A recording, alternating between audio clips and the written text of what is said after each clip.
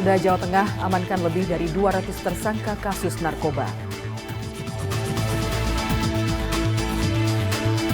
Seorang dukun di Banjarnegara bunuh 10 orang.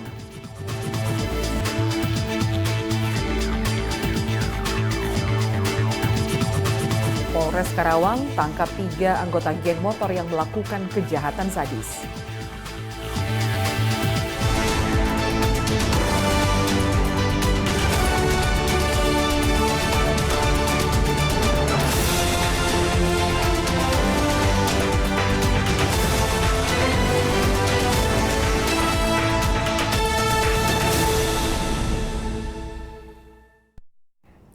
Selamat siang, saya Lydia Rotinsul kembali menemani Anda dalam Presisi Siang edisi 4 April 2023. Selama 1 jam ke depan, kami akan menghadirkan sejumlah informasi yang telah kami siapkan untuk Anda. Dan inilah Presisi Siang selengkapnya.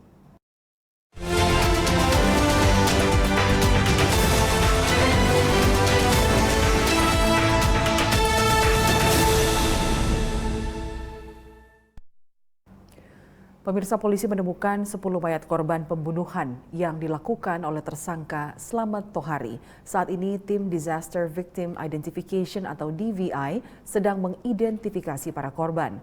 Kasus ini terungkap berawal dari laporan hilangnya PO, seorang pria asal Sukabumi, Jawa Barat. PO belakangan ditemukan tewas dikubur di pinggir hutan. Sadis. Satu kata yang mewakili aksi Slamet Tohari.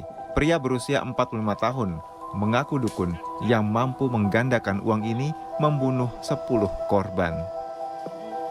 Saat ditemukan tim Disaster Victim Identification, korban pembunuhan Slamet ada yang sudah berbentuk tulang belulang.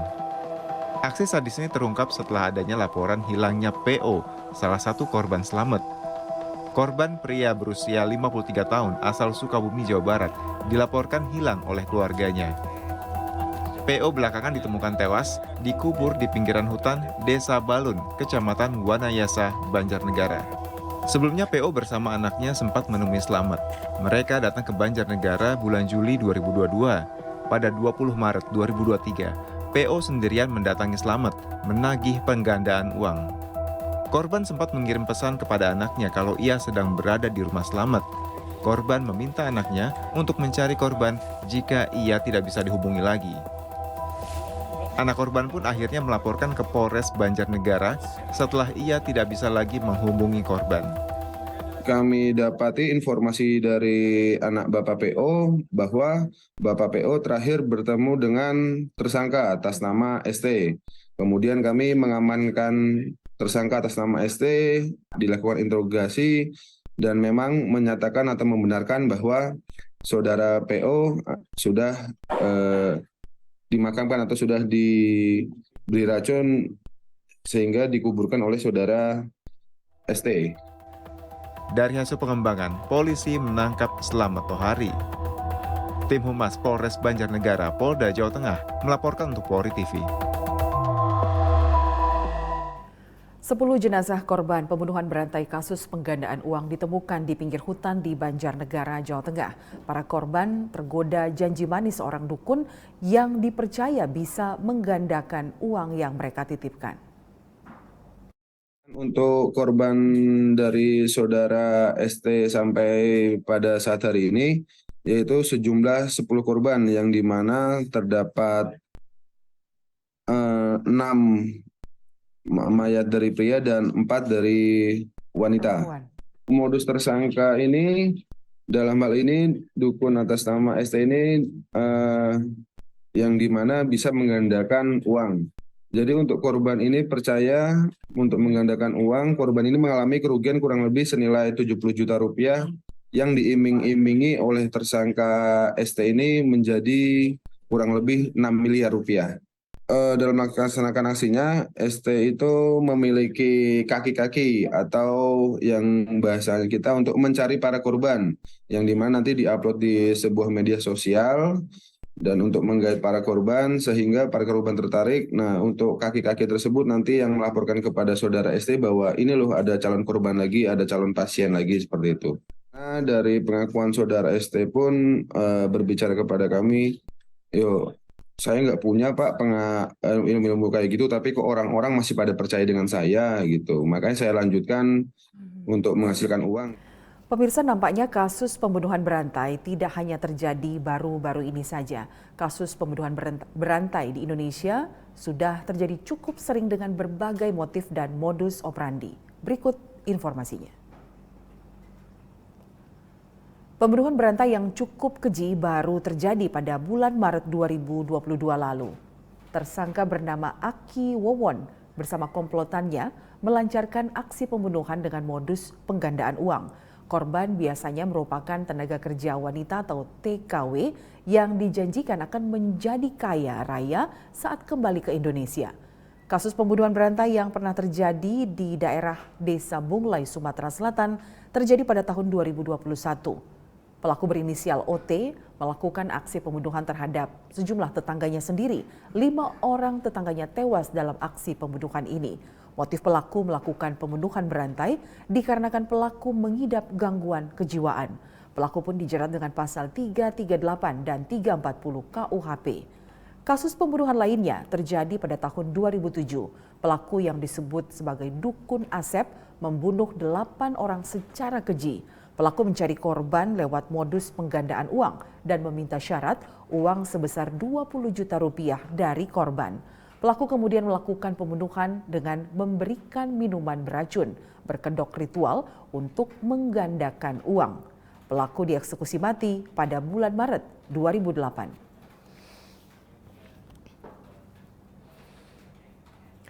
Pemirsa, tetaplah bersama kami. Presisi Siang akan segera kembali dengan wawancara atau segmen dialog bersama seorang sosiolog dari Universitas Gadjah Mada, yaitu Abe Widianta. Tetaplah bersama kami.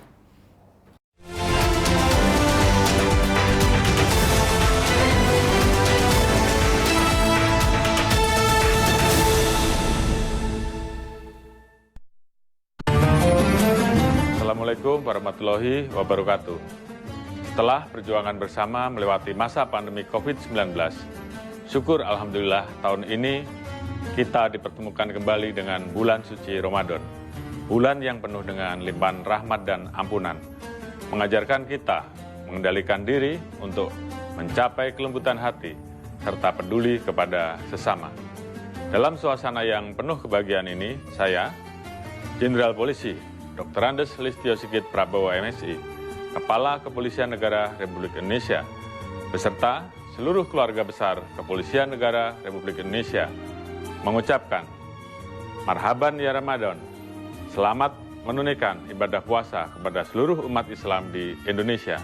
Mari kita tunaikan bulan yang penuh keberkahan ini sebagai hamba yang senantiasa bersyukur dengan meningkatkan keimanan dan ketakwaan, serta berlomba-lomba dalam kebaikan. Semoga kita semua senantiasa diberikan perlindungan oleh Allah Subhanahu wa Ta'ala. Wassalamualaikum warahmatullahi wabarakatuh. Salam presisi. Mutiara Hadits. Bismillahirrahmanirrahim. Dari Abu Hurairah radhiyallahu anhu, Rasulullah sallallahu alaihi wasallam bersabda, setiap ruas tulang dari para manusia itu harus memberikan sedekah setiap harinya yang di situ terbitlah matahari. Berlaku adil antara dua orang itu pun sedekah. Ucapan yang baik itu pun sedekah. Dengan setiap langkah yang dijalaninya untuk pergi sholat juga sedekah. Melemparkan apa-apa yang berbahaya di jalan itu juga sedekah. Muttafaqun alaih.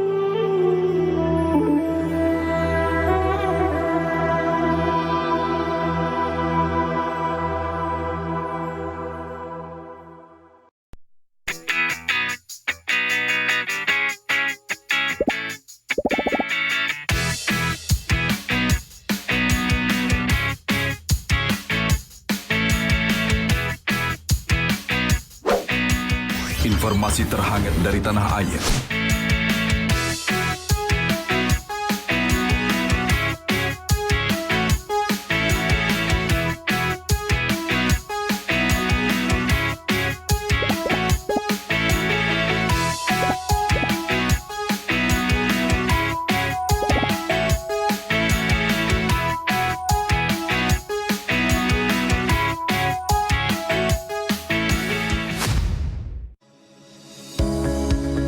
elektronik atau Electronic Traffic Law Enforcement atau ETLE telah resmi diluncurkan secara nasional 23 Maret 2021.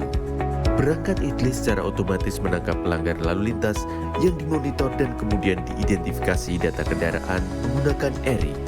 Surat konfirmasi dikirim ke alamat publik kendaraan bermotor atau via SMS untuk permohonan konfirmasi atas pelanggaran yang terjadi. Penerima surat memiliki batas waktu sampai dengan 5 hari untuk melakukan konfirmasi melalui website atau datang ke kantor Subdirektorat Penegakan Hukum. Setelah pelanggaran terkonfirmasi, diterbitkan tilang dengan kode BRI Virtual Account yang bisa dibayarkan menggunakan SMS Banking, M-Banking, ATM, atau ke bank langsung. Batas pembayaran tilang 7 hari semenjak proses konfirmasi. Mari kita wujudkan lalu lintas yang aman, selamat, tertib, dan lancar demi kebaikan kita semua. Assalamualaikum warahmatullahi wabarakatuh. Setelah perjuangan bersama melewati masa pandemi COVID-19, syukur Alhamdulillah tahun ini kita dipertemukan kembali dengan bulan suci Ramadan. Bulan yang penuh dengan limpahan rahmat dan ampunan, mengajarkan kita mengendalikan diri untuk mencapai kelembutan hati, serta peduli kepada sesama. Dalam suasana yang penuh kebahagiaan ini, saya, Jenderal Polisi Dr. Andes Listio Sigit Prabowo MSI, Kepala Kepolisian Negara Republik Indonesia, beserta seluruh keluarga besar Kepolisian Negara Republik Indonesia, mengucapkan Marhaban ya Ramadan, selamat menunaikan ibadah puasa kepada seluruh umat Islam di Indonesia. Mari kita tunaikan bulan yang penuh keberkahan ini sebagai hamba yang senantiasa bersyukur dengan meningkatkan keimanan dan ketakwaan, serta berlomba-lomba dalam kebaikan. Semoga kita semua senantiasa diberikan perlindungan oleh Allah Subhanahu wa Ta'ala. Wassalamualaikum warahmatullahi wabarakatuh. Salam presisi. Mutiara Hadits. Bismillahirrahmanirrahim. Dari Abu Hurairah radhiyallahu anhu, Rasulullah sallallahu alaihi wasallam bersabda, barang siapa oleh Allah dikehendaki akan memperoleh kebaikan, maka Allah akan memberikan musibah padanya, baik yang mengenai tubuhnya, hartanya, ataupun apa-apa yang menjadi kekasihnya. Hadis riwayat Bukhari.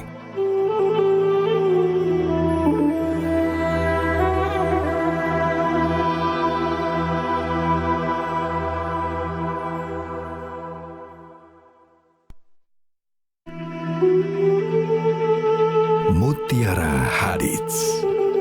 Bismillahirrahmanirrahim.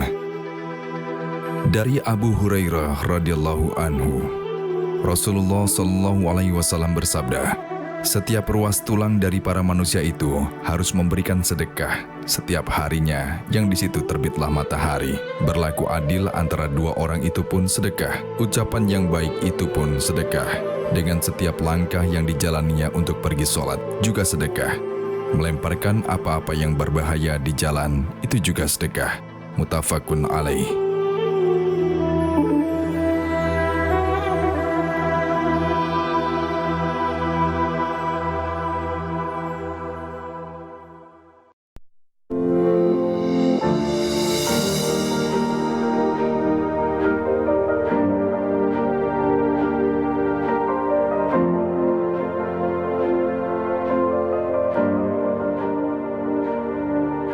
Silakan Anda memasukkan nomor induk kependudukan dan masukkan huruf dan angka yang sesuai dengan kolom kode CAPTA. Kemudian tekan tombol pengaduan. Silakan dilanjutkan dengan mengisi nomor handphone dan alamat email yang aktif Anda gunakan.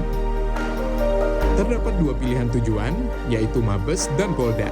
Sedangkan tujuan Polres akan diakomodir melalui Poldanya. Silahkan masukkan nama dan alamat terlapor untuk mempermudah proses pelaporan Anda. Serta jangan lupa melampirkan dokumen penunjang laporan tersebut. Tekan tombol kirim aduan. Terima kasih, laporan Anda sudah kami terima. Untuk mengetahui perkembangan pelaporan yang sudah Anda buat, Anda dapat melakukan monitoring dengan cara menekan tombol cek status. Masukkan username berupa nomor induk kependudukan dan password yang telah dikirimkan melalui email yang sudah Anda daftarkan.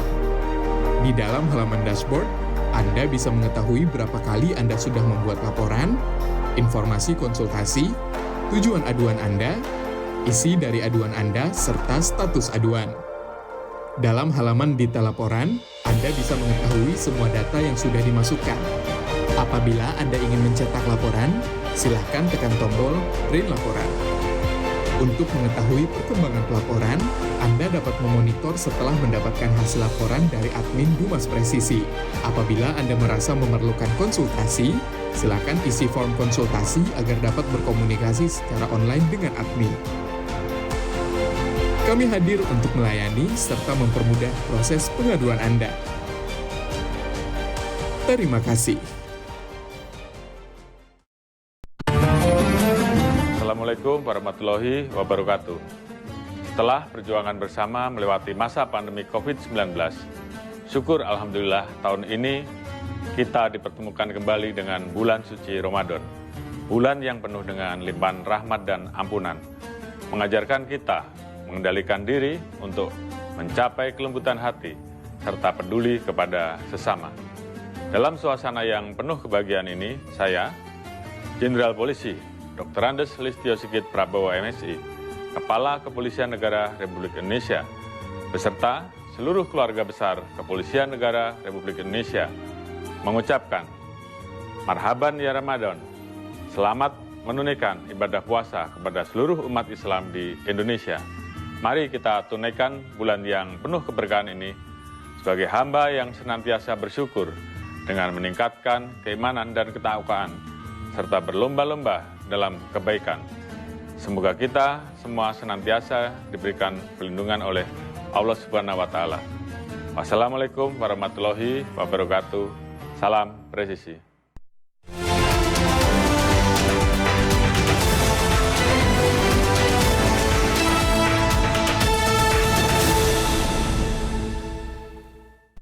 Terima kasih pemirsa, Anda masih bersama kami dalam Presisi Siang. Pemirsa, menjadi kaya dengan cepat kerap membuat banyak orang berpikir pendek. Tak jarang hal ini menimbulkan tidak hanya kerugian materi, tapi juga kerugian jiwa. Kita akan berbincang dengan sosiolog dari Universitas Gadjah Mada, yaitu Abe Widianto, tentang kasus yang baru saja terungkap baru-baru ini di Banjarnegara. Ya, selamat siang Pak Abe. Selamat siang Mbak Lydia. Ya, Pak Abe, kita langsung ke pertanyaan pertama. Melihat kasus pembunuhan berantai yang menewaskan 10 orang dari modus penggandaan uang di Banjarnegara, kenapa masyarakat masih saja tergiur dan bahkan percaya dengan cara-cara menggandakan uang? Iya, saya kira ini realitas sosial yang kita hadapi beberapa hari ini semakin marak ya. Pemberitaan berkaitan dengan penipuan, dengan modus penggandaan uang, dengan modus penyembuhan, dengan berbagai modus lainnya. Tetapi saya ingin membawa pada dua catatan penting yang ingin saya sampaikan untuk melihat realitas fenomena sosial hari ini yang membuat kita prihatin ya Mbak ya. Jadi pertama saya kira kita perlu menarik ke belakang sejarah panjang tentang sistem kepercayaan kita. Ada sebuah istilah yang kami menyebutnya sebagai semacam mesianistik kompleks. Itu adalah sebuah kepercayaan yang memposisikan bahwa di dunia ini ada Imam Mahdi, ada semacam Ratu Adil, sosok Ratu Adil yang akan membawa segala hal yang baik, segala hal yang bisa membebaskan orang dari penderitaan. Ratu Adil yang bisa membawa semacam kebaikan di dalam hidup yang itu didapatkan dengan cara mudah, dengan cara gampang, karena si Imam Mahdi ini adalah sosok yang kemudian dipercaya akan membawa perubahan di dalam hidupnya. Nah, realitas kepercayaan sistem masyarakat kita yang seperti ini tentu saja itu itu bawah sadar, tetapi itu bekerja di dalam cara pandang masyarakat kita. Ini bukan hanya khas Indonesia, tapi di beberapa negara Asia Tenggara itu juga menunjukkan tentang adanya keyakinan tentang Imam Mahdi itu. Itu pertama catatan yang penting untuk kami sampaikan. Yang kedua bahwa dengan adanya kepercayaan tentang Ratu Adil atau mesianistik kompleks seperti ini, sebetulnya masyarakat kita itu juga seringkali jatuh kepada sebuah model cara pandang mendudukkan orang itu diposisikan sebagai kultus individu. Jadi kita selalu terpesona oleh hadirnya sosok-sosok yang kita duga sebagai Imam Mahdi yang akan membawa, menyelamatkan atau meringankan hidup kita. Nah, sosok-sosok yang kemudian dianggap, diyakini akan membawa berkah itu, maka kemudian itu tampil diposisikan sebagai kultus individu. Sehingga seperti orang yang dipuja, dia mempesona, dia apapun yang dikatakan, apapun yang bahkan bukan hanya dikatakan, dikodekan di dalam pembicaraannya, di dalam praktek berbahasanya, di dalam tutur katanya, itu semua seperti menghipnotis. Posisi itu yang kemudian maka ketika masyarakat kita berhadapan dengan sosok-sosok yang terbiasa untuk hidup di dalam cara pandang mesianistik kompleks maupun juga kultus individu itu, tentu mudah untuk jatuh di dalam manipulasi dari sosok yang diposisikan sebagai Imam Mahdi tadi. Bentuknya apapun, saya kira bisa dukun pengganda uang, bisa penyembuh, bisa healer atau berbagai hal yang lainnya. Dalam konteks modern nanti menjelma menjadi apakah itu mesin dan segala macamnya ya. Misalnya kalau ini realitas masyarakat tradisional, misalnya itu berkaitan dengan penggandaan uang atau penyembuhan, modus penyembuhan dan penggandaan uang dengan berbasis pada sosok-sosok ini, itu biasa dialami di masyarakat-masyarakat kita semua, bukan hanya di pedesaan, tetapi juga di perkotaan. Jadi bukan hanya di daerah rural area, tetapi juga di perkotaan. Karena itu tadi sudah semacam sistem bawah sadar yang kemudian itu menubuh, menjadi kepercayaan yang dibatinkan. Tetapi itu yang kadang-kadang mendriven kita untuk mudah terperosok, mudah termanipulasi di dalam produksi tanda, manipulasi tanda yang muncul dari pemberitaan media, melalui iklan-iklan, melalui apapun ya. Itu lalu menjadi mereka semacam terdominasi. Mereka karena manipulasi yang kemudian menghipnotis tadi, lalu menyerahkan seluruh kepercayaan itu pada sosok yang akan membawa meringankan hidupnya itu, bisa membantu hidupnya, bisa mempermudah proses-proses kesulitan yang dialami di dalam hidup ini. Nah, tetapi ada sisi lain, Mbak Lydia, yang perlu kita lihat. Aspek yang juga penting untuk dikenali adalah masyarakat kita ini tengah masuk di dalam sebuah model cara hidup yang instan. Cara hidup instan ini adalah dengan kecepatan, dengan secara instan, dalam tempo sekejap, dia ingin kaya, dia ingin secara cepat mendapatkan uang, cepat untuk mendapatkan kesembuhan tanpa ada proses. Jadi orang-orang ini tentu tidak mempercayai tentang adanya proses. Bahwa bekerja untuk mendapatkan uang itu ya tentu harus bekerja dengan giat, bekerja dengan semangat penuh ya memang harus berdarah-darah, harus berkeringat, betul-betul harus mengeluarkan tenaga. Tentu kita akan mendapatkan uang. Tanpa itu tentu saja mestinya nggak bisa kita mendapatkan uang dengan cuma-cuma. Itu jadi ada proses di mana cara pandang hidup secara instan seperti ini itu juga mempengaruhi bagaimana mereka sendiri lalu kemudian didorong oleh gerak dirinya, gerak hatinya untuk mendapatkan kekayaan dengan cara mudah, cara gampang, cara instan. Yang itu sesungguhnya membuat dirinya sebetulnya ini menandakan tentang kemalasan berpikir ya, kemalasan untuk menalar dengan prosesual, maksudnya tidak menalar secara bertahap bahwa untuk mendapatkan kekayaan ya tentu harus bekerja keras. Pak Abe. Tetapi ada silakan Mbak. Tidak jarang juga dari kasus-kasus seperti ini seseorang yang dikultuskan, yaitu individu yang dianggap atau sosok yang dianggap memberi kemudahan bagi para korban, tidak jarang juga memberi kerugian kepada para korban yang pada akhirnya, namun mereka masih nyaman dalam situasi tersebut. Di lain pihak, kultus individu atau sosok yang menjanjikan atau mengiming-imingi sesuatu yang mudah, sesuatu yang instan kepada korbannya, malah tetap melakukan aksinya. Tanggapan Anda? Ya, saya kira ya, betul. Saya kira ini proses resiprokal. Di dalam sosiologi itu proses timbal balik. Interaksi timbal balik seperti ini mengandaikan bahwa kemelekatan di antara keduanya, interaksinya semakin intens.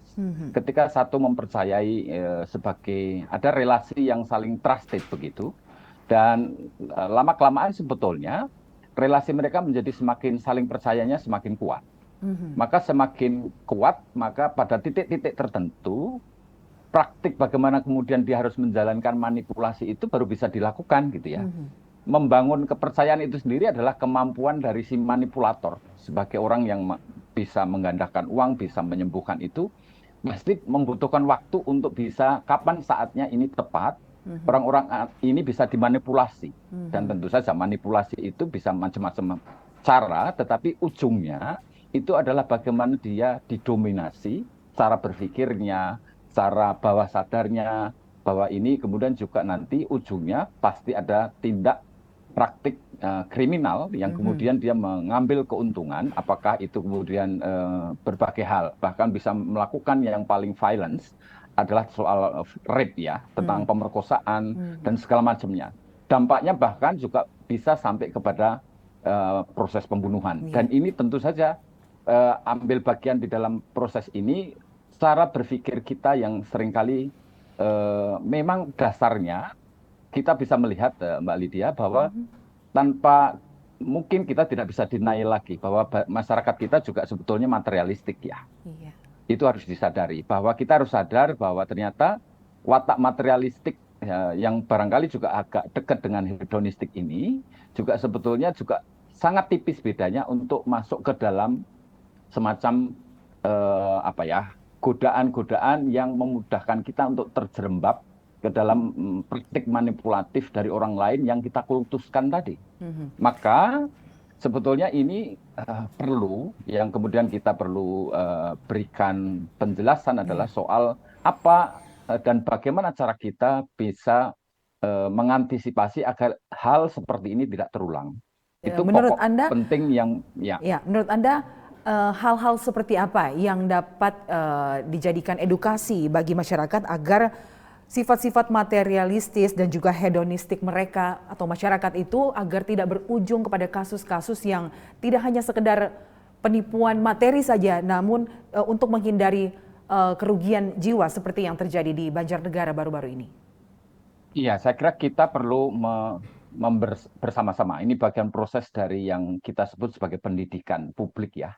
Pendidikan publik ini mesti dijangkau dengan banyak front, banyak lini, banyak sektor yang kita perlu hampiri, terutama di dalam cara bagaimana pemberdayaan masyarakat untuk masyarakat itu punya kesadaran bahwa sebetulnya ada model cara berpikir yang kritis dan rasional. Itu tetap menjadi bagaimana kita itu menalar, proses penalaran kita, logika hidup kita itu sebetulnya sudah banyak kearifan lokal yang memberi perangkat kepada kita untuk misalnya ya menjalani hidup dengan secukupnya, bersahaja, ugahari. Itu adalah bentuk praktek-praktek keutamaan hidup di dalam berbagai local wisdom atau kearifan lokal yang sudah turun-temurun juga diberikan nilainya kepada kita, pengetahuan dan juga praktiknya kepada kita. Tetapi selain itu, memang juga harus adanya saling kontrol secara sosiologis. Penjelasan saling kontrol ini penting oleh komunitas-komunitas terdekatnya. Ketika ada yang kemudian mendengarkan cerita itu harus segera dipupus bahwa ini tidak benar. Logik tentang bahwa ini adalah sesuatu yang manipulatif, ini pasti penipuan, ini pasti hoax. Lalu maka pembohongan-pembohongan itu harus dipatahkan oleh siapa? Oleh mereka yang mampu untuk menalar bahwa ini adalah praktik-praktik yang sudah biasa dilakukan dari waktu ke waktu kita semua. Itu tentu saja ini menyejarah karena apa? Kebohongan-kebohongan yang diulang terus-menerus itu sesungguhnya akan menjadi kebenaran lama-kelamaan tentu saja. Maka praktik-praktik seperti ini hanya orang-orang yang bisa menalar kritis dan juga berkesadaran bahwa ketika ada orang yang kemudian terhampiri atau terpapar oleh pemberitaan seperti itu, tentu saja harus dijelaskan segera dan harus disadarkan bahwa ini adalah modus penipuan. Dan ini bagian modus operandi yang sejak awal harus menjadi semacam early warning system atau semacam peringatan dini yang kita semua mesti peka terhadap sekitar kita, jangan sampai kita malah kemudian membiarkan. Ya. Nah, komunitas perlu mengontrol dalam hal itu, Mbak Lydia. Ya, komunitas terdekat yaitu masyarakat ya, karena masyarakat, selain kita tetap harus sadar bahwa agar jangan tergoda dengan iming-iming modus penggandaan uang, dan juga peran masyarakat itu tetap diperlukan untuk saling menyadarkan bila mana ada informasi terkait praktek-praktek ini terjadi di lingkungan masyarakat. Ya, baik. Betul sekali. Terima kasih Sosiolog Universitas Gadjah Mada, AB Widianta, sudah berbagi informasi terkait fenomena penggandaan uang yang masih saja terjadi di Indonesia. Terima kasih, selamat siang. Terima kasih, Mbak Lydia. Selamat siang. Baik, pemirsa, kita beralih ke informasi berikutnya. Komisi Pemberantasan Korupsi menahan tersangka RAT, mantan pejabat Direktorat Jenderal Pajak, dalam kasus gratifikasi senilai $90.000 Amerika Serikat. Penahanan ini disampaikan langsung oleh Ketua KPK Firly Bahuri. Dari hasil penyelidikan, KPK menemukan adanya alat bukti yang cukup, yaitu telah terjadi suatu peristiwa pidana, tindak pidana korupsi. Dan KPK terus bekerja keras untuk mengumpulkan bukti-bukti dan rangka mengungkap terangnya peristiwa pidana tersebut. Dan pada akhirnya kita menemukan tersangka. Dan sore hari ini kami sampaikan dan umumkan tersangkanya sebagai berikut. Saudara RAT, pegawai negeri sipil pada Direktorat Jenderal Pajak, Kementerian Keuangan Republik Indonesia, dan selaku penyidik pegawai negeri sipil sejak tahun 2005. Untuk kepentingan penyidikan, tersangka RAT dilakukan penahanan selama 20 hari pertama, terhitung mulai tanggal 3 April 2023 sampai dengan 22 April 2023, yang penahanannya dilakukan di Rumah Tahanan Negara KPK pada Gedung Merah Putih. Adapun konstruksi perkara sebagai berikut. RAT resmi diangkat sebagai penyidik pegawai negeri sipil PNS dari tahun 2005. Di antaranya memiliki kewenangan antara lain melakukan penelitian dan pemeriksaan atas temuan perpajakan dari wajib pajak yang tidak sesuai dengan ketentuan. Di tahun 2011, RAT diangkat dalam jabatan selaku Kepala Bidang Pemeriksaan, Penyidikan, dan Penagihan Pajak pada kantor wilayah Direktorat Jenderal Pajak Jawa Timur 1. Dengan jabatannya tersebut, diduga RAT menerima gratifikasi dari beberapa wajib pajak atas pengkondisian berbagai temuan pemeriksaan di bidang perpajakannya. Selain itu, RAT diduga memiliki beberapa usaha, yang satu diantaranya PT AME, yang bergerak dalam bidang konsultasi terkait dengan terkait dengan pembukuan dan perpajakan. Jadi RAT punya pekerjaan yang bergerak di bidang jasa konsultasi terkait dengan pembukuan dan perpajakan. Adapun pihak yang menggunakan jasa PT AME adalah para wajib pajak yang diduga memiliki permasalahan pajak, khususnya terkait kewajiban pelaporan pembukuan perpajakan pada negara melalui Direktorat Jenderal Pajak.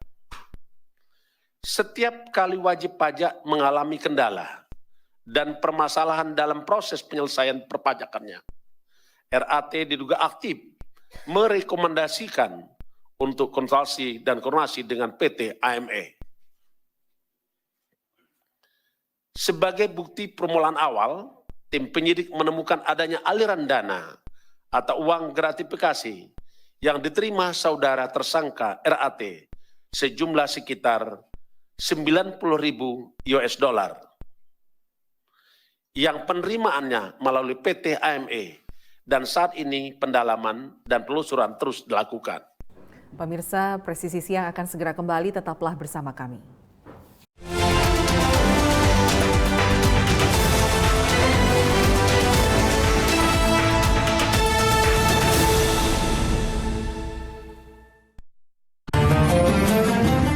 Assalamualaikum warahmatullahi wabarakatuh.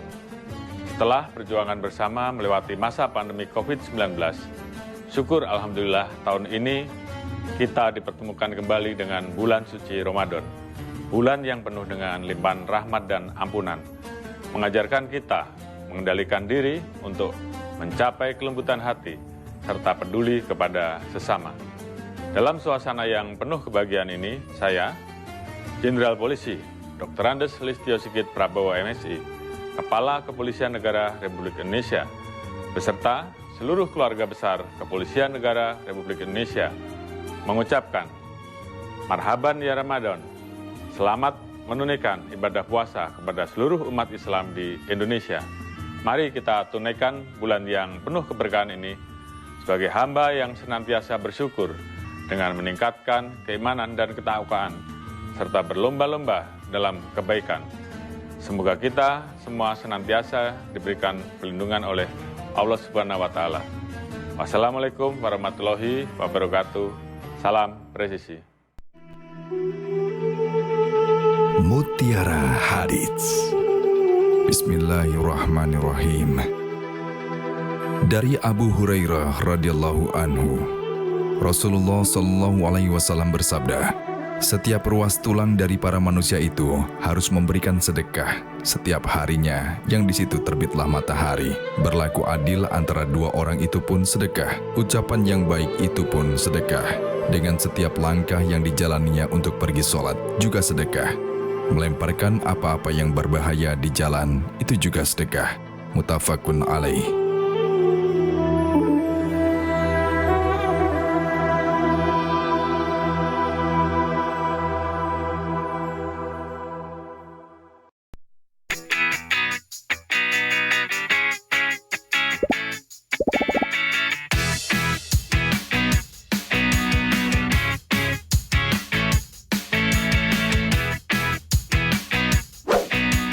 Informasi terhangat dari tanah air.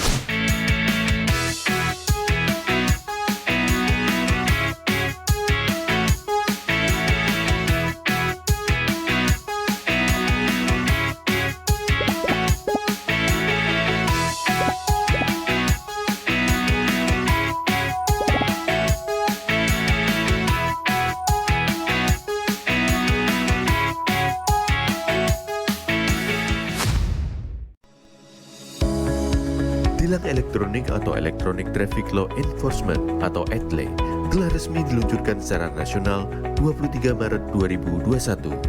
Perangkat ETLE secara otomatis menangkap pelanggar lalu lintas yang dimonitor dan kemudian diidentifikasi data kendaraan menggunakan ERI. Surat konfirmasi dikirim ke alamat publik kendaraan bermotor atau via SMS untuk permohonan konfirmasi atas pelanggaran yang terjadi. Penerima surat memiliki batas waktu sampai dengan 5 hari untuk melakukan konfirmasi melalui website atau datang ke kantor Subdirektorat Penegakan Hukum. Setelah pelanggaran terkonfirmasi, diterbitkan tilang dengan kode BRI Virtual Account yang bisa dibayarkan menggunakan SMS Banking, M-Banking, ATM, atau ke bank langsung.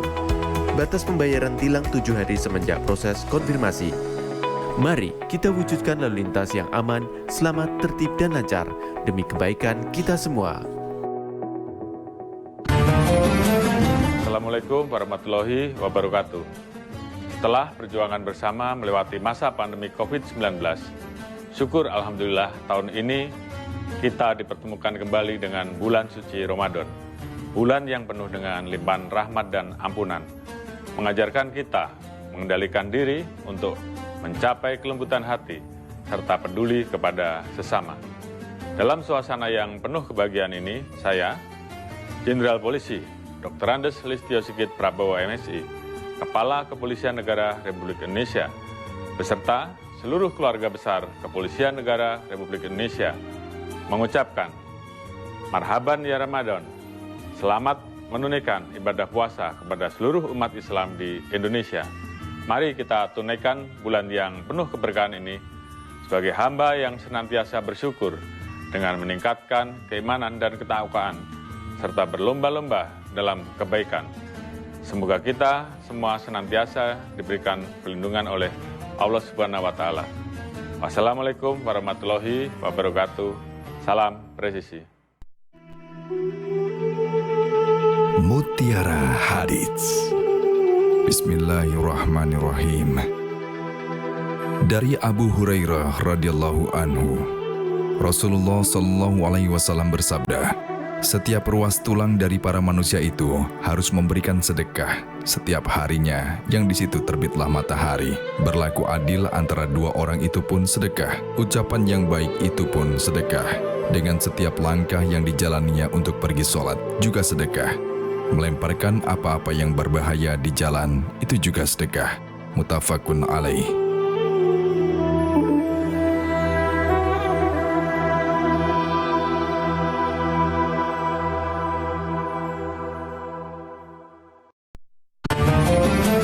Assalamualaikum warahmatullahi wabarakatuh. Setelah perjuangan bersama melewati masa pandemi COVID-19, syukur Alhamdulillah tahun ini kita dipertemukan kembali dengan bulan suci Ramadan. Bulan yang penuh dengan limpahan rahmat dan ampunan. Mengajarkan kita mengendalikan diri untuk mencapai kelembutan hati serta peduli kepada sesama.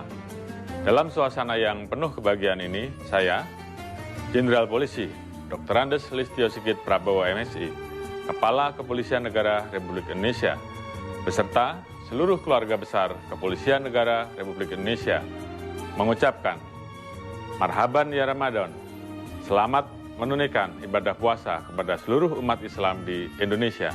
Mari kita tunaikan bulan yang penuh keberkahan ini sebagai hamba yang senantiasa bersyukur dengan meningkatkan keimanan dan ketakwaan, serta berlomba-lomba dalam kebaikan.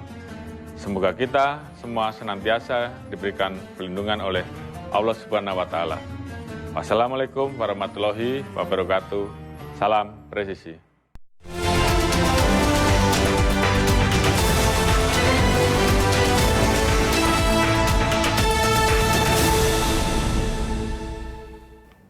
Terima kasih Anda masih bersama kami dalam Presisi Siang. Pemirsa, terjangan banjir bercampur lumpur dan material menerjang kawasan Sempol Ijen di Bondowoso.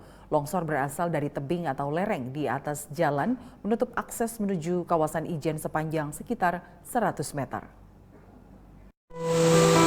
Banjir air bercampur lumpur dan material kembali menerjang kawasan Ijen di Bondowoso, Jawa Timur.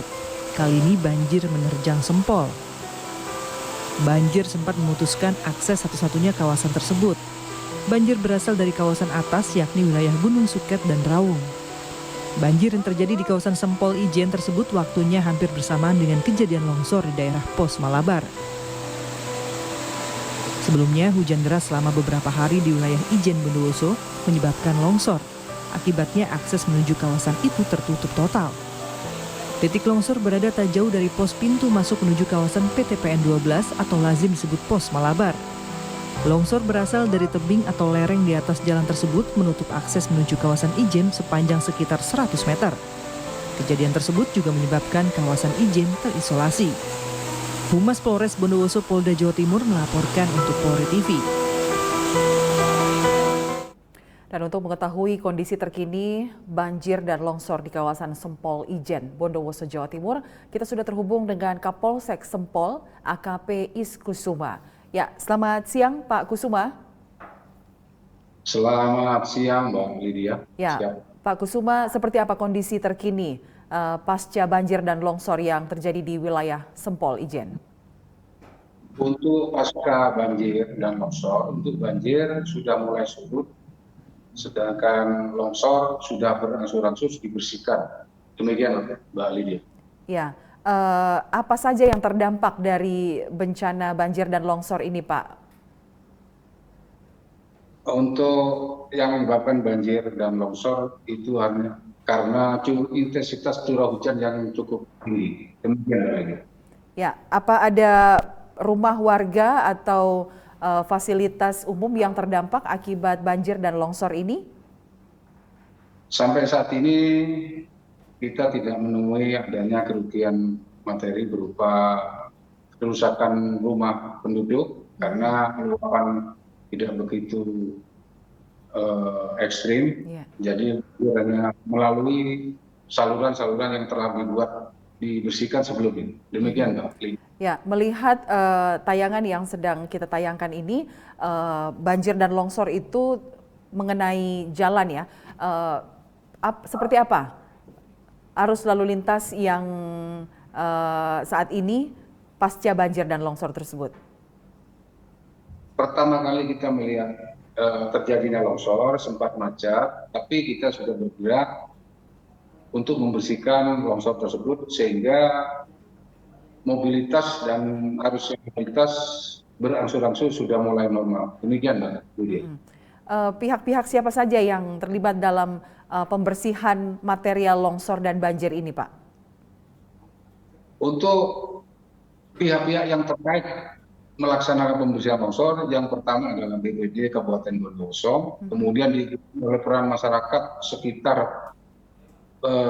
Kecamatan Ijen karena jaraknya agak dekat, dan kemudian dari pihak BTP karena sampai saat ini juga alat berat masih membersihkan untuk menepikan bekas-bekas daripada tanah yang longsor di jalan tersebut. Demikian. Berarti aktivitas warga tidak terganggu ya Pak ya, pasca banjir dan longsor ini? Alhamdulillah Mbak Lydia, sampai saat ini masyarakat dengan kondisi jalan yang sudah dibersihkan, mobilitas lancar, namun demikian kehati-hatian diperlukan karena memang masih ada rintik-rintik hujan. Demikian, Mbak. Ada imbauan Pak dari pihak Polsek Sempol terhadap warga dan juga mungkin para pengendara kendaraan bermotor yang melewati jalan yang diterjang banjir dan longsor ini? Ya, terima kasih Mbak Lydia. Jadi himbauan kepada masyarakat untuk yang ingin melalui jalan di wilayah Sempol yang ingin berwisata, ini hati-hati karena memang cuaca tidak bisa diprediksi sehingga curah hujan masih diperkirakan akan turun, sedangkan infrastruktur di sini melalui pegunungan. Jadi melalui pegunungan yang agak turun, demikian Mbak Lydia. Siap. Baik, terima kasih informasinya. Kapolsek Sempol AKP Iskusuma sudah bergabung dan berbagi bersama Presisi Siang. Salam presisi Pak Is. Selamat siang Mbak Lydia, terima kasih. Alhamdulillah. Ya, baik pemirsa, tetaplah bersama kami. Presisi Siang akan segera kembali.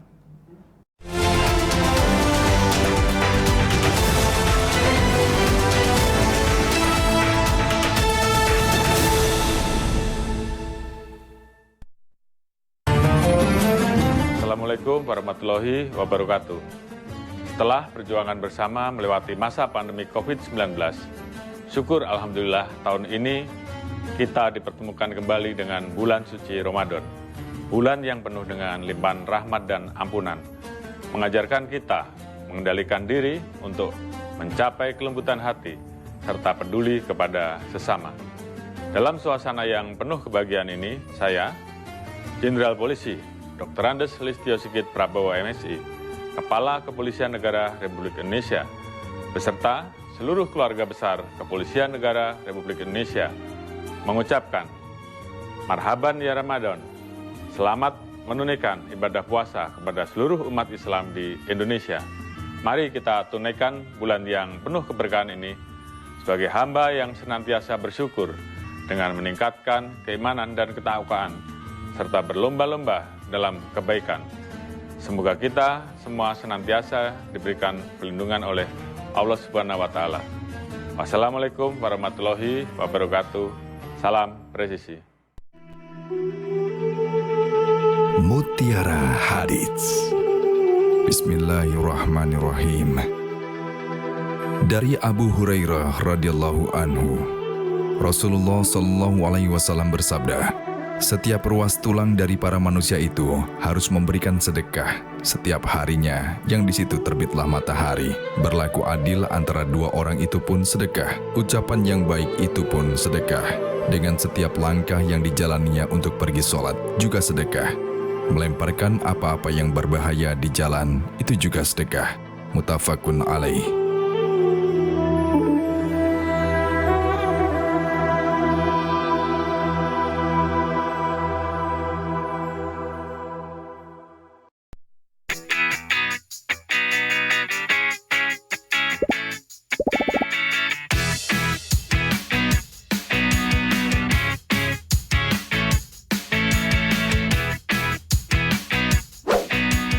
informasi terhangat dari tanah air.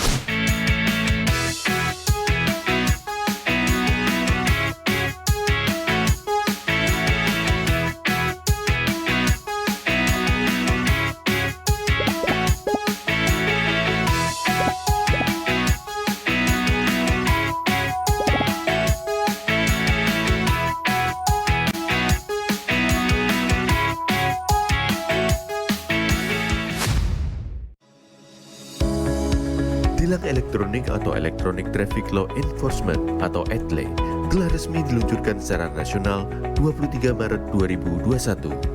Perangkat ETLE secara otomatis menangkap pelanggar lalu lintas yang dimonitor dan kemudian diidentifikasi data kendaraan menggunakan ERI. Surat konfirmasi dikirim ke alamat publik kendaraan bermotor atau via SMS untuk permohonan konfirmasi atas pelanggaran yang terjadi. Penerima surat memiliki batas waktu sampai dengan 5 hari untuk melakukan konfirmasi melalui website atau datang ke kantor Subdirektorat Penegakan Hukum. Setelah pelanggaran terkonfirmasi, diterbitkan tilang dengan kode BRI Virtual Account yang bisa dibayarkan menggunakan SMS Banking, M-Banking, ATM, atau ke bank langsung. Batas pembayaran tilang 7 hari semenjak proses konfirmasi. Mari kita wujudkan lalu lintas yang aman, selamat, tertib, dan lancar demi kebaikan kita semua. Assalamualaikum warahmatullahi wabarakatuh. Setelah perjuangan bersama melewati masa pandemi COVID-19, syukur Alhamdulillah tahun ini kita dipertemukan kembali dengan bulan suci Ramadan. Bulan yang penuh dengan limpahan rahmat dan ampunan, mengajarkan kita mengendalikan diri untuk mencapai kelembutan hati serta peduli kepada sesama.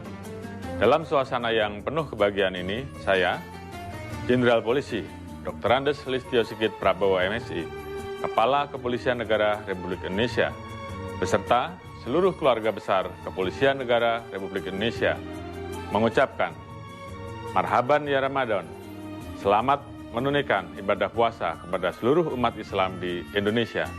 Mari kita tunaikan bulan yang penuh keberkahan ini sebagai hamba yang senantiasa bersyukur dengan meningkatkan keimanan dan ketakwaan, serta berlomba-lomba dalam kebaikan.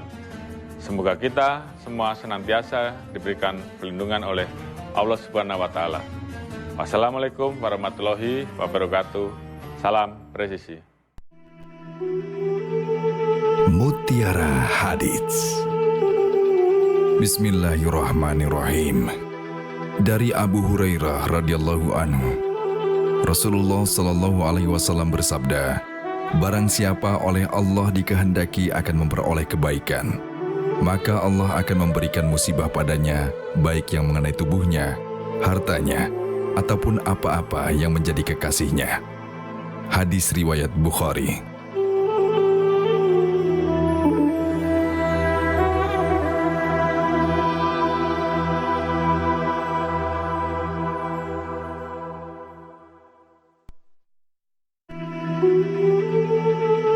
Mutiara Hadits.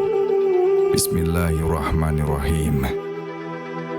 Dari Abu Hurairah radhiyallahu anhu, Rasulullah sallallahu alaihi wasallam bersabda, setiap ruas tulang dari para manusia itu harus memberikan sedekah setiap harinya yang di situ terbitlah matahari. Berlaku adil antara dua orang itu pun sedekah. Ucapan yang baik itu pun sedekah.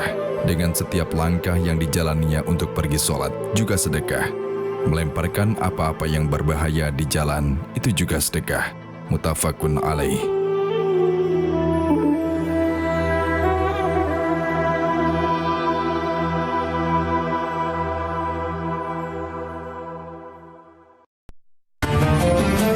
Assalamualaikum warahmatullahi wabarakatuh. Setelah perjuangan bersama melewati masa pandemi COVID-19, syukur Alhamdulillah tahun ini kita dipertemukan kembali dengan bulan suci Ramadan. Bulan yang penuh dengan limpahan rahmat dan ampunan, mengajarkan kita mengendalikan diri untuk mencapai kelembutan hati serta peduli kepada sesama. Dalam suasana yang penuh kebahagiaan ini, saya, Jenderal Polisi Dr. Andes Listio Sigit Prabowo MSI, Kepala Kepolisian Negara Republik Indonesia, beserta seluruh keluarga besar Kepolisian Negara Republik Indonesia, mengucapkan Marhaban ya Ramadan, Selamat menunaikan ibadah puasa kepada seluruh umat Islam di Indonesia. Mari kita tunaikan bulan yang penuh keberkahan ini sebagai hamba yang senantiasa bersyukur dengan meningkatkan keimanan dan ketakwaan serta berlomba-lomba dalam kebaikan. Semoga kita semua senantiasa diberikan perlindungan oleh Allah Subhanahu wa Ta'ala. Wassalamualaikum warahmatullahi wabarakatuh. Salam presisi.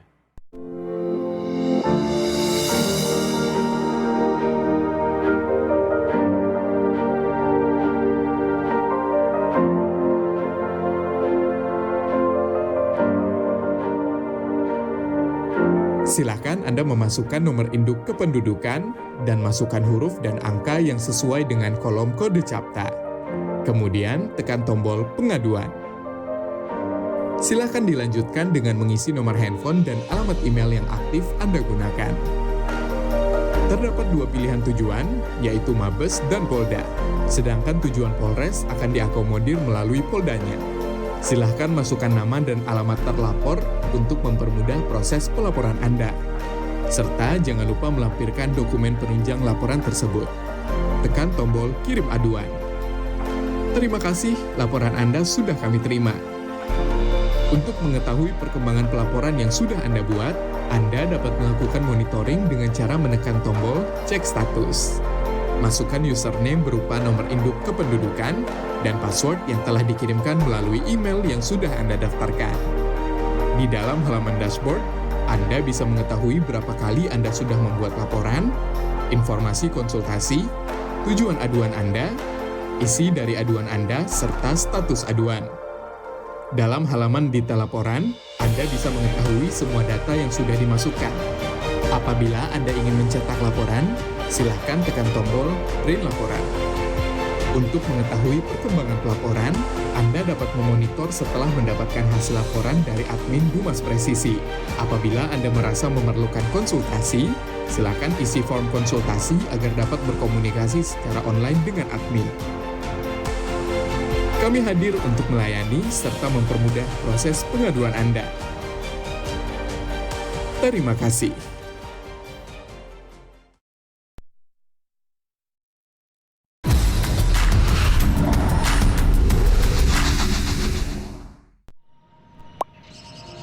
Sebenarnya, boleh nggak sih kita mengkritik di sosial media? Jadi takut mau komen apa-apa di sosial media? Pastinya boleh aja sih. Mungkin kitanya aja yang nggak tahu aturan mengkritiknya.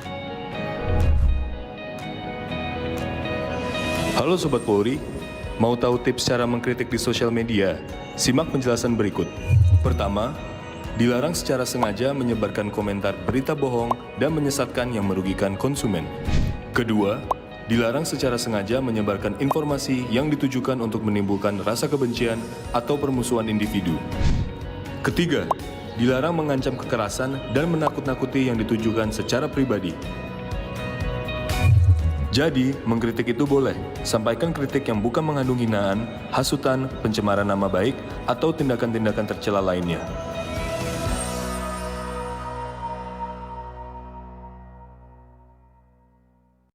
From Divisi Humas Polri Building Jakarta, Anda bersama Polri Radio. Download aplikasi Polri TV Radio di Google Play dan App Store atau follow sosial media @Polri TV Radio.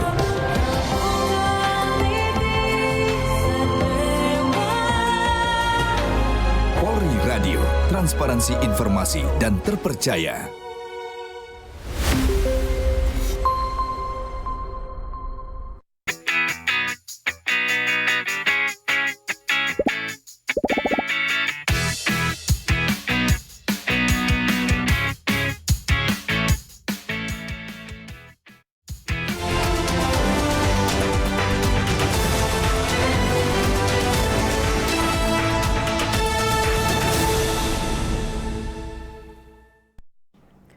Masih bersama saya Lydia Rotinsulu dalam Presisi Siang. Pemirsa, Presiden Republik Indonesia Joko Widodo melantik Komjen Pol Riko Amelza Daniel sebagai Kepala Badan Nasional Penanggulangan Terorisme pada Senin 3 April 2023 bertempat di Istana Negara Jakarta. Pelantikan dilakukan bersamaan dengan pelantikan Aryo Bimo Nandito Aryo Tejo sebagai Menteri Pemuda dan Olahraga.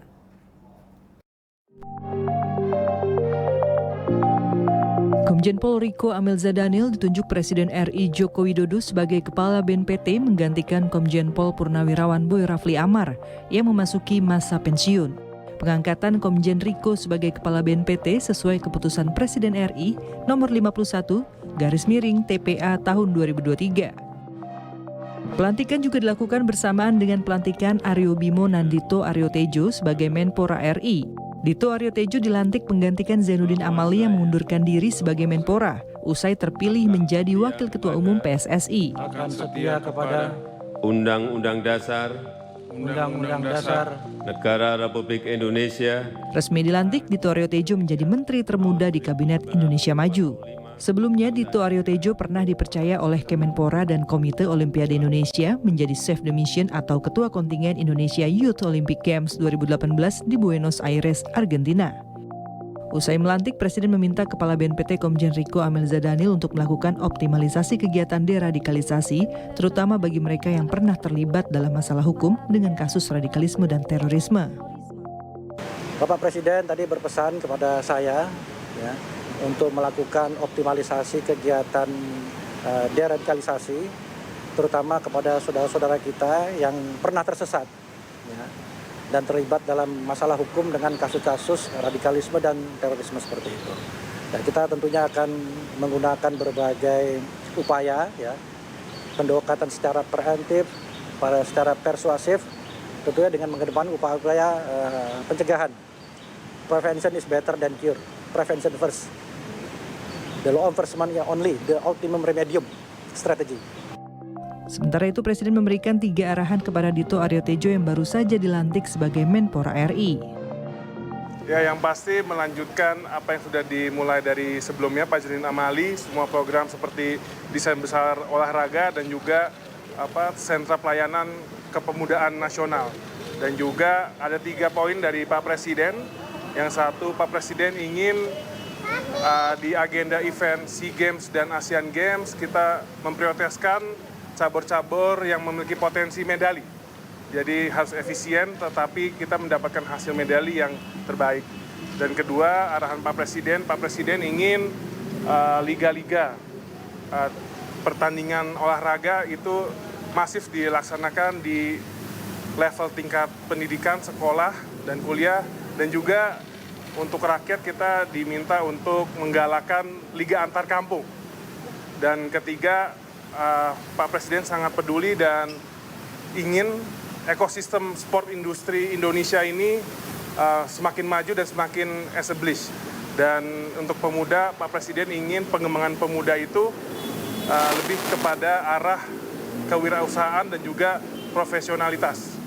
Dan dengan capaian indeks pembangunan pemudanya naik. Pelantikan juga turut dihadiri oleh Menko PMK Muhadjir Effendi, Sekretaris Kabinet Pramono Anung, Panglima TNI Laksamana Yudo Margono, dan Kapolri Jenderal Polistio Sigit Prabowo. Polda Jawa Tengah merilis pengungkapan kasus narkoba di wilayah hukum Polda Jawa Tengah. Lebih dari 200 tersangka terjaring operasi Bersinar Candi 2023 yang berlangsung sejak tanggal 9 Maret hingga 28 Maret lalu. Barang bukti yang disita berupa sabu sebanyak hampir 5 kg dan ganja lebih dari 3 kg. Pengungkapan kasus ini diperkirakan bisa menyelamatkan hampir 40.000 jiwa dari bahaya ancaman narkoba. Operasi Bersinar itu operasi terpusat yang dilaksanakan selama 20 hari.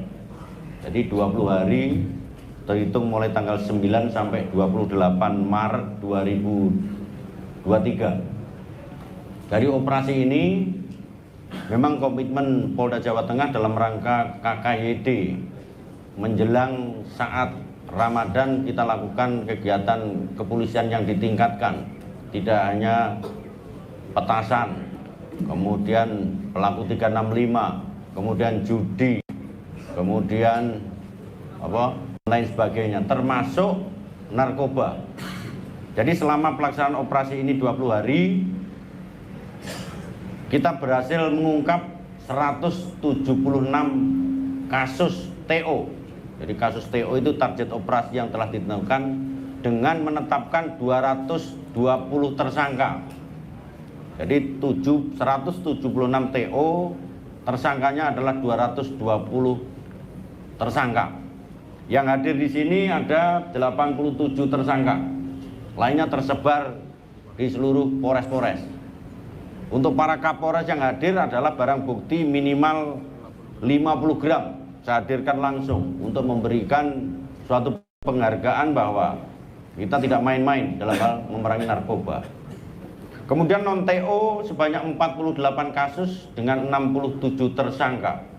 Jadi total jenderal ada 224 kasus dan 287 tersangka dalam waktu 20 hari. Kemudian rincian daripada tersangka pengedar itu ada 187, kemudian pengguna 100 orang, barang bukti sabu 4.990,4 gram atau 4 kilo lebih 9, 5 kilo kurang sakrit, ya 5 kilo, anggap aja 5 kilo lah, itu hampir 5 kilo. Ganja 3.167,67 gram atau 3 kilo lebih sedikit. Ganja sintetis 81,1 gram, sintetis cannabinoid 20,05. Dari hasil pengamanan barang bukti ini, kita bisa mengkalkulasi, bisa menyelamatkan nyawa masyarakat Jawa Tengah 39.915 jiwa dari bahaya narkoba. Jadi kita membuat kalkulasi, kalau kita mengamankan barang bukti terkait barang bukti sabu, ganja, sintetis dan lain sebagainya, masyarakat kita bisa kita amankan terkait dengan bahaya narkoba 39.000 selama 20 hari. Kemudian modus operandi yang dilakukan oleh para pelaku yaitu hubungan antara bandar produsen kemudian pengguna, mereka selalu terputus, menggunakan sel putus, kurir tidak mengenal pengedar, dan bandar. Pemirsa Presisi Siang akan segera kembali, tetaplah bersama kami.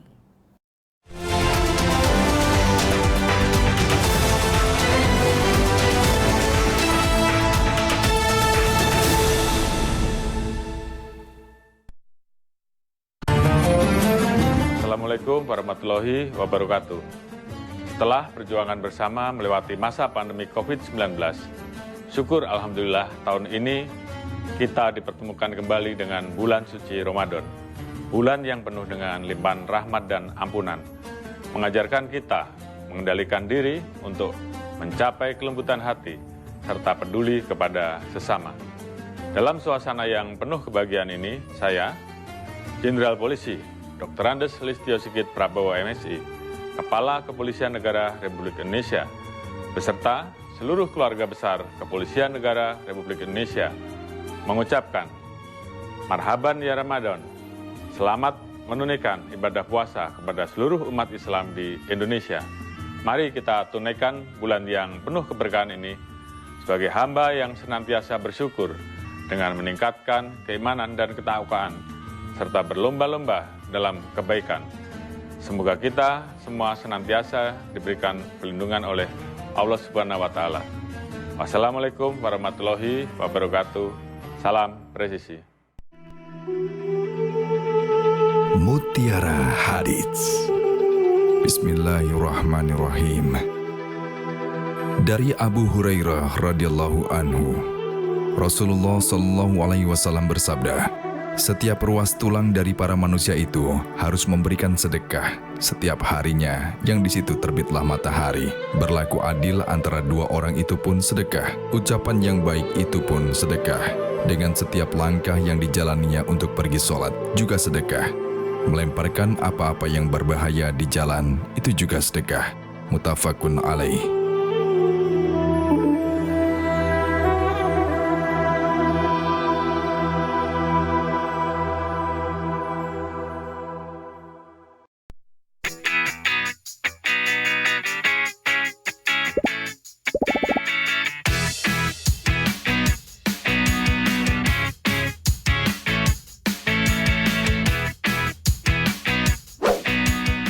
informasi terhangat dari tanah air.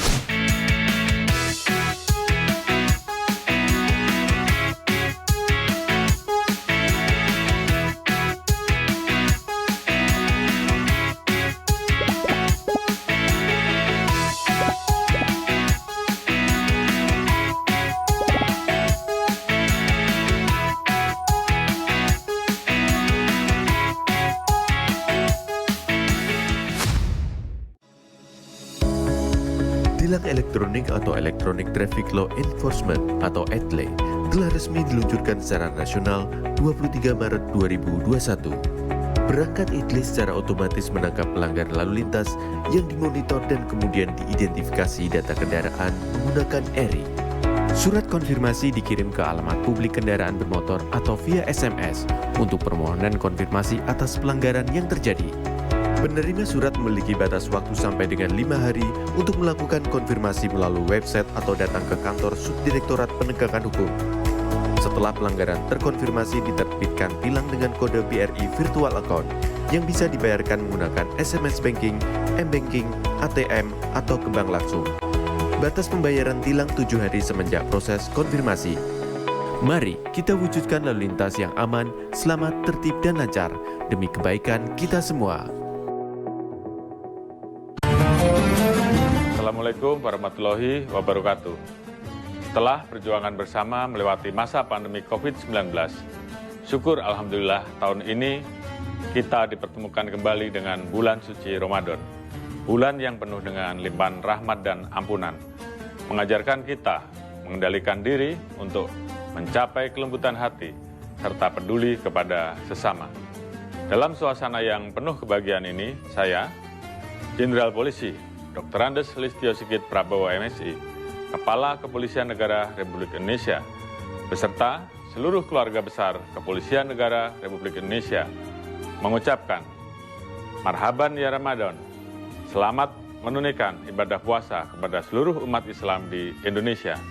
Mari kita tunaikan bulan yang penuh keberkahan ini sebagai hamba yang senantiasa bersyukur dengan meningkatkan keimanan dan ketakwaan, serta berlomba-lomba dalam kebaikan. Semoga kita semua senantiasa diberikan perlindungan oleh Allah Subhanahu wa Ta'ala. Wassalamualaikum warahmatullahi wabarakatuh. Salam presisi.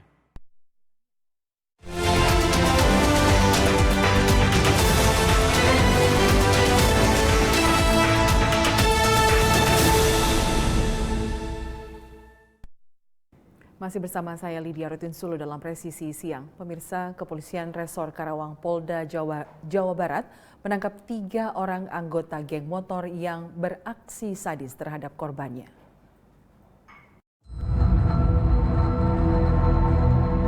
Menurut Kapolres Karawang, AKBP Wirdanto Hadicaksono, 3 pelaku anggota geng motor yang ditangkap masing-masing berinisial DSP, RHY, dan RSA. Ketiga pelaku adalah warga Karawang. AKBP Wirdanto Hadicaksono mengatakan aksi kekerasan yang dilakukan para pelaku terjadi pada 13 Februari 2023 di depan kantor PLN Karawang, tepatnya di Jalan Kertabumi. Dalam melakukan aksinya, menurut Kapolres Karawang, para pelaku terbilang sadis karena selain melakukan pengeroyokan hingga membuat korban mengalami luka serius, juga ada satu pelaku yang selalu menggunakan alat setrum listrik saat beraksi, menyasar secara acak para pengguna roda 2 yang melintas. Atas adanya kegiatan penyelidikan dilakukan oleh tim Sangga Buana Polres Karawang, akhirnya kami berhasil mengidentifikasi pelaku. Yang salah satunya juga petunjuknya adalah rekaman CCTV di TKP. Dari situ akhirnya kami mengidentifikasi salah satu pelaku dan mengetahui keberadaan dari pelaku, yaitu di daerah Anjun, Kecamatan Karawang Barat. Akhirnya tim Sangga Buana berhasil mengamankan 1 orang pelaku dengan inisial RSA. RSA yang merupakan seorang pengangguran, belum memiliki pekerjaan. Kapolres Karawang menyampaikan saat akan ditangkap, para pelaku sempat melakukan perlawanan, sehingga polisi melakukan tindakan tegas terukur dengan menembak kaki 2 dari 3 pelaku. Dari penangkapan tersebut, aparat kepolisian menyita barang bukti berupa 1 sepeda motor, 1 telepon seluler, 1 kunci kendaraan, dan 2 pakaian. Kapolres Karawang menambahkan, jajaran kepolisian masih melakukan pengejaran terhadap seorang pelaku kejahatan jalanan lainnya yang masih buron. Tim Humas Polres Karawang, Polda Jawa Barat melaporkan untuk Polri TV. Untuk memelihara keamanan dan ketertiban masyarakat diperlukan kontribusi semua pihak. Salah satu program kepolisian menciptakan Harkamtibmas adalah Dai Kamtibmas. Belum lama ini Polres Sukoharjo, Polda Jawa Tengah menggelar sarasehan Dai Kamtibmas. Polres Sukoharjo, Polda Jawa Tengah menggelar kegiatan sarasehan Dai Kamtibmas dengan tema mengoptimalkan peran Dai Kamtibmas guna mendukung Harkamtibmas yang kondusif di bulan suci Ramadan dan Idul Fitri 1444 Hijriah tahun 2023. Kegiatan ini dihadiri Kapolres Sukoharjo AKBP Wahyu Nugroho Setiawan dan Dim 0726 Sukoharjo Letkol Korps Zeni Slamet Riyadi, Kepala Kemenak Sukoharjo Muhammad Mualim, Kepala Kesbang Pol Sukoharjo Gunawan Wibisono, Kepala FUKB Sukoharjo Zainul Abbas, Kasat Binmas Polres Sukoharjo AKP Mariana, Ketua PDM Sukoharjo Wiwoho Aji Santoso, Ketua LDII Sukoharjo Dalono, Ketua PCNU Sukoharjo Komsum Nur Arif, Ketua MTA Sukoharjo Sugeng, para Dai Kamtibmas Kabupaten Sukoharjo, dan tamu undangan lainnya. Dai Kamtibmas merupakan program kepolisian kerjasama Polri dengan pemerintah dan pihak terkait. AKBP Wahyu Nugroho menjelaskan peran Dai Kamtibmas antara lain menjaga kerukunan umat beragama dan kondusivitas Kamtibmas. Menyampaikan informasi kaitannya dengan Dai Kamtibmas ini. Dai Kamtibmas ini salah satu program dari kepolisian. Kepolisian disebut sebagai Polmas, salah satu kegiatannya melalui Dai Kamtibmas ini, tapi tentunya merupakan hasil kerjasama juga dengan pemerintah daerah, dengan stakeholder terkait, bagaimana kita bisa bekerja sama untuk sama-sama menjaga Kamtibmas di wilayah kita. Tentunya kami mengucapkan terima kasih karena tanpa ada dukungan dari bapak-bapak semua, tugas kepolisian tentunya akan semakin mudah. Dan dengan keberadaan bapak-bapak para Dai Kamtibmas ini, tugas-tugas kami di pemerintahan bisa menjadi semakin mudah dan semakin ringan. Dalam kegiatan ini, Kepala Kesbangpol Kabupaten Sukoharjo, Gunawan Wibisono menyampaikan bahwa negara Indonesia terdiri dari berbagai suku, ras, dan agama. Hal ini menjadikan Indonesia bangsa yang kuat. Namun demikian, juga bisa menjadi salah satu faktor yang bisa menjadi perpecahan. Untuk itu, perumusan konsep nasionalisme harus secara demokratis mengakomodir sekaligus menghargai semua kelompok dengan prinsip keadilan. Tim Humas Polres Sukoharjo, Polda Jawa Tengah melaporkan untuk Polri TV. Bribka Haryanto, Kanit Binmas Polsek Lambu Kibang Polres Tulang Bawang Barat Polda Lampung dijuluki warga dengan sebutan polisi literasi. Sebutan ini disematkan warga karena Bribka Haryanto aktif mengajak anak-anak untuk giat membaca lewat perpustakaan keliling yang digagasnya. Bribka Haryanto, Kanit Binmas Polsek Lambu Kibang, Polres Tulang Bawang Barat, Polda Lampung, dijuluki warga setempat dengan sebutan polisi literasi. Sebutan tersebut disematkan warga karena Bribka Haryanto aktif mengajak anak-anak sekolah untuk giat membaca lewat perpustakaan keliling yang digagasnya. Bribka Haryanto ketika menjadi Babin Kamtibmas Polsek Lambu Kibang kerap membawa buku bacaan, lalu berkeliling dengan motor dinasnya ke kampung-kampung dan sekolah-sekolah di Waikenanga dan Lambu Kibang. Bribka Haryanto kemudian menggelar buku-bukunya yang dibawanya untuk dibaca gratis oleh masyarakat. Bribka Haryanto beberapa kali mengunjungi sekolah untuk mengedukasi para murid terkait pentingnya membaca. Bribka Haryanto tak hanya aktif melakukan kegiatan perpustakaan kelilingnya, tetapi ia juga membuka perpustakaan gratis untuk anak-anak yang ingin membaca dan belajar di rumahnya.